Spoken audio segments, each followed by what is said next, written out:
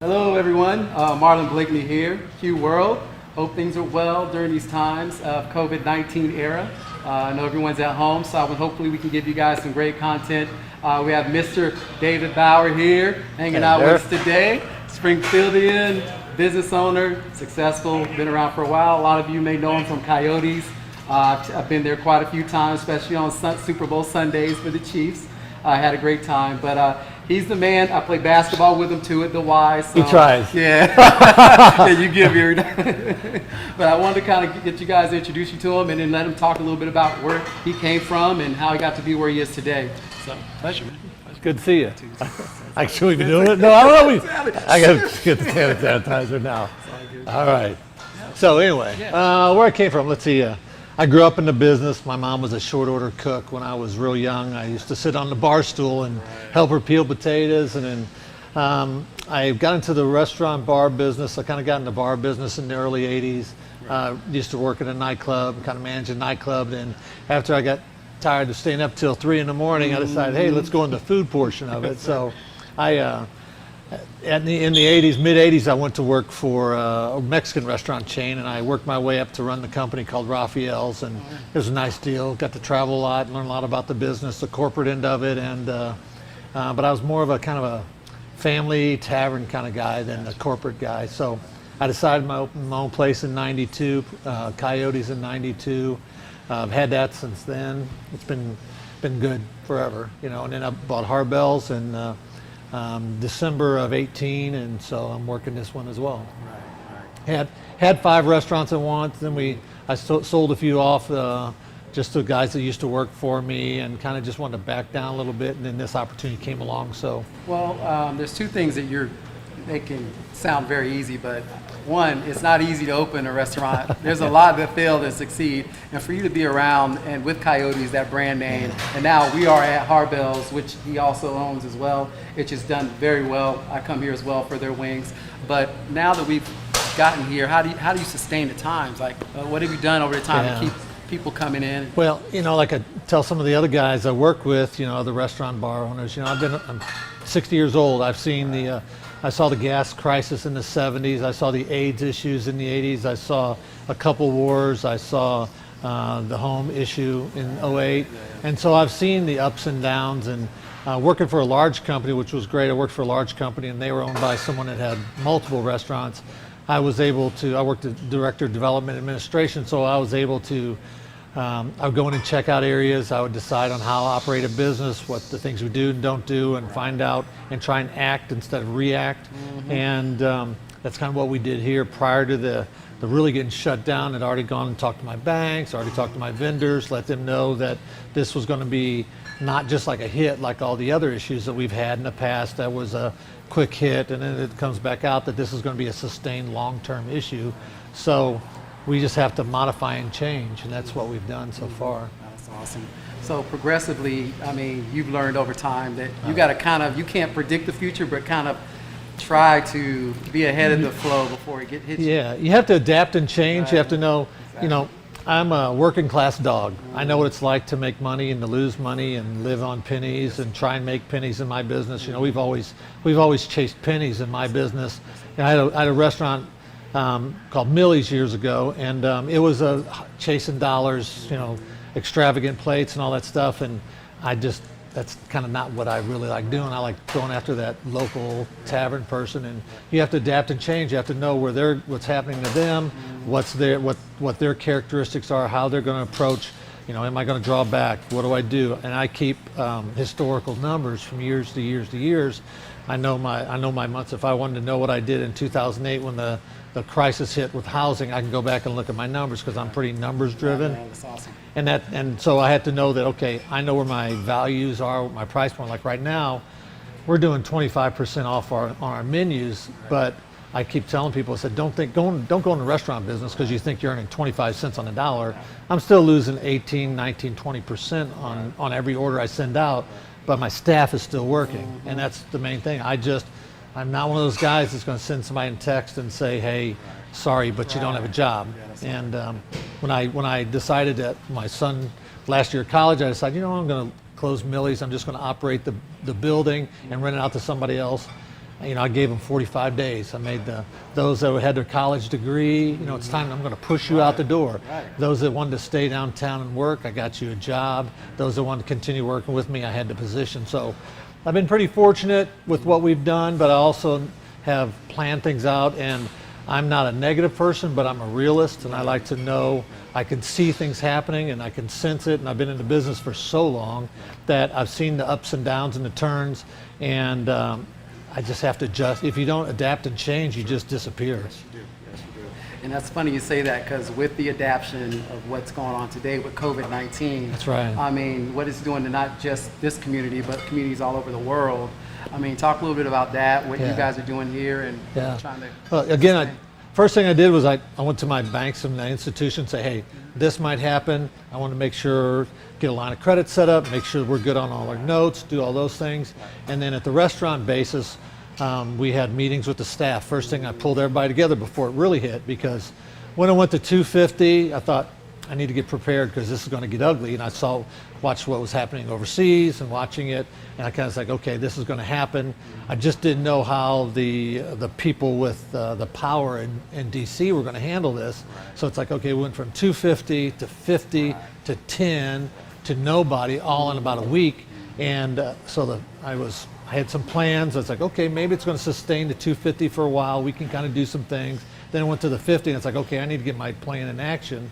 And then at that point in time, the first thing I need to do is I know that they're going to shut down the restaurants. So the first thing I did was I put a drive-through pickup window at Coyote's. I kind of held off on it because it looked like it was going to keep the 50 for a while. And then next day they decided, okay, it's not going to happen. So I had to call my friend Springfield Striping and say, hey, I need to get this striped tomorrow. Can you help me out? They were out there at noon. By 5 o'clock, I had a drive-through window at Coyote's. And so we did that, and I stayed away from hiring the delivery companies because they take so much out of our, they take 20 to 30% out of our sales. I knew they took a percent. Yeah, they take 20, 30%. So I decided I'm going to give people 25% off if you just come by and pick it up, because I know what it's like. All of a sudden, you don't have any money. So we did that, got the drive-through there, came downtown, got Coyote's going because I've had it for so long. I want to make sure it's the flagship, and I want to keep the flagship running.